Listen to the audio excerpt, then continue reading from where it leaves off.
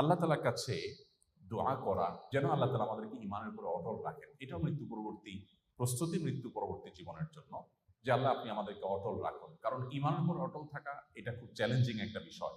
পৃথিবীর বয়স যত বাড়বে, পৃথিবীর আয়ু যত বাড়বে, ঈমানের উপর অটল থাকা তত কঠিন হবে। নবী করিম সাল্লাল্লাহু আলাইহি ওয়াসাল্লাম বলেছেন, এমন একটা সময় আসবে মানুষ সকালে মুসলমান থাকবে, বিকালে বেঈমান হবে, সন্ধ্যায় মুসলমান হবে, আবার সকালে বেঈমান হয়ে যাবে। অর্থাৎ ঈমানটা এত ঠুনকো হয়ে যাবে, পৃথিবী নানাভাবে মানুষের সামনে উপস্থাপিত হবে, মানুষের ঈমান দিন দিন দুর্বল হবে, নানামুখী ষড়যন্ত্র, শয়তানি ষড়যন্ত্র ঈমান হরণ করার জন্য তৈরি হবে।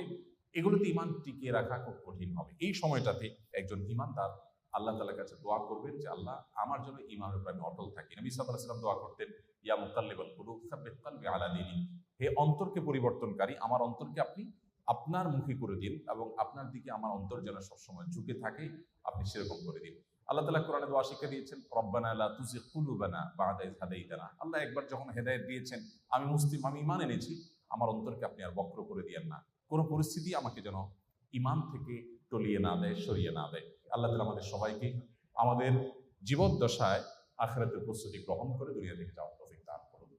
আস-সুন্নাহ ফাউন্ডেশন, উম্মার স্বার্থে সুন্নাহর সাথে।